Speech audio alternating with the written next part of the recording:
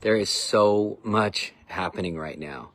And I want to start by saying this. I've been working on a book on spiritual warfare since the beginning of the year. And I had no clue that I would literally be writing it in real time as I'm living it. In middle of this crazy spiritual war that so many of us are living in right now in 2025, but also me personally, my family. This is crazy. I'm bringing this up to kind of bridge into these hit piece articles. I can't keep up with all of the hit piece articles that have been coming since 2020.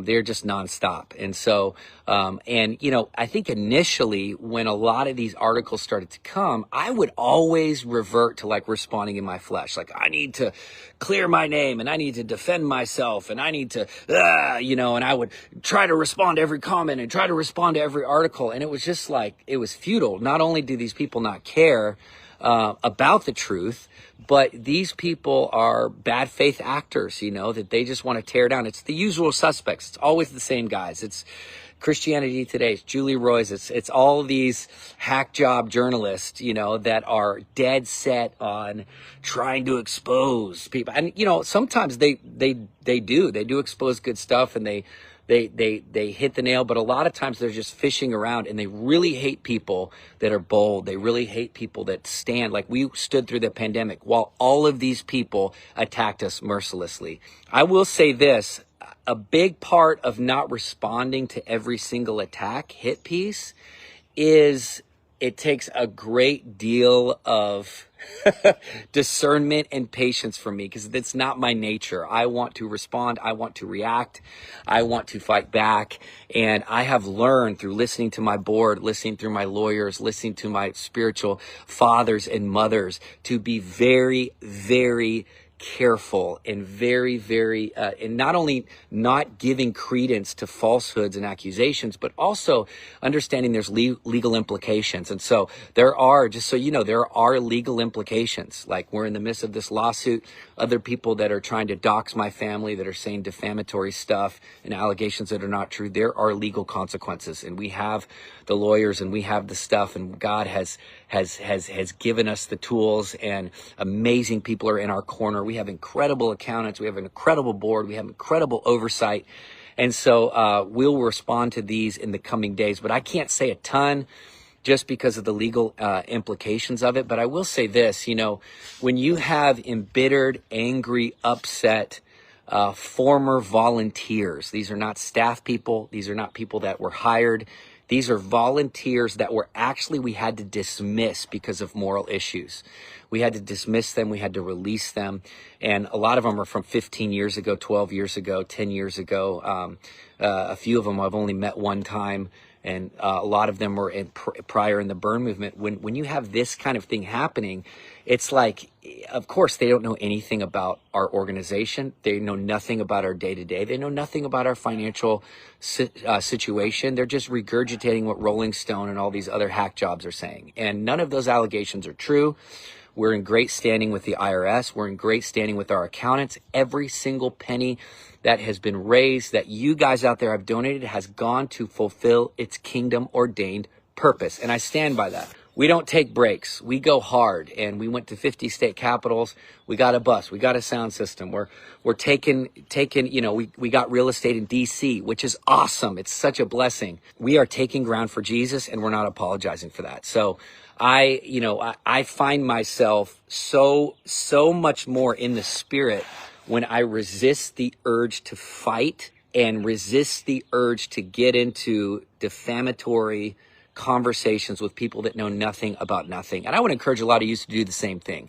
You got to realize this is a spiritual battle. We got to stay on mission, especially right now. We got to stay focused on what God has us to. And these attacks, these doxing efforts, these false allegations, these attacks on my family. I mean, think about it. Like, my family, guys, like addresses of where my kids go to school, like crazy stuff. It's like, thank God that we've been through some stuff since 2020 and we know how to weather this. And it's unfortunate, that there's former employees that want to mount this smear campaign to attack me. And you know what? God bless them. But we know that the plans of the enemy and the purposes of division and chaos, they're not going to succeed. And so we are going to go forward with hope, with joy. We're going to mobilize people this weekend. I'm calling all of our burn communities around the world. Guys, we need to mobilize prayer and worship right now. The seasons of loss and the seasons of heartache and the seasons of defamatory allegations, these are all nothing new. We've endured this stuff before, and we are not disheartened or discouraged one bit. In fact, if anything, it strengthens our resolve to keep fighting. Do you see it in my eyes?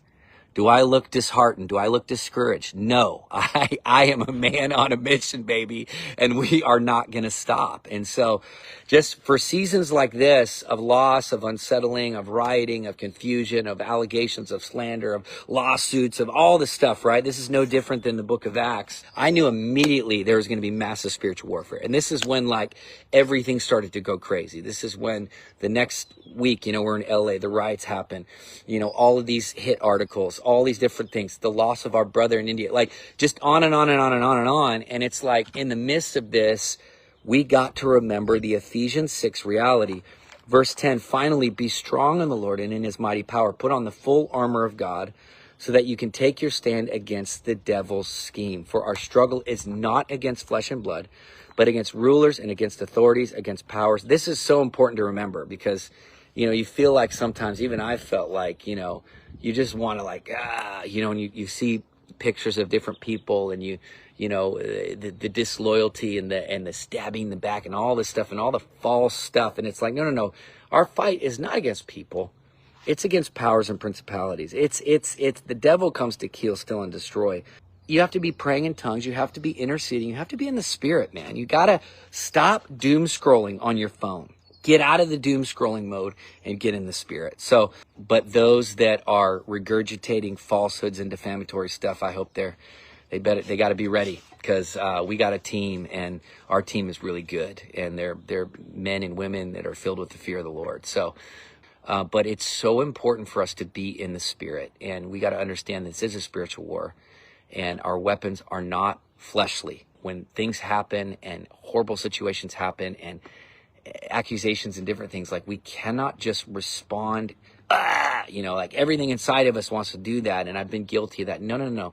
We have to respond in a spiritual way. We have to respond as people that are under authority, as people that are covered, as people that have amazing team around them. That's how we need to respond. And that's how I'm committed to responding. And I have a great wife too. And she keeps me dialed. She is a woman of God. So, you can see from my face and from my eyes that I love Jesus and I'm full of hope and joy at the days to come.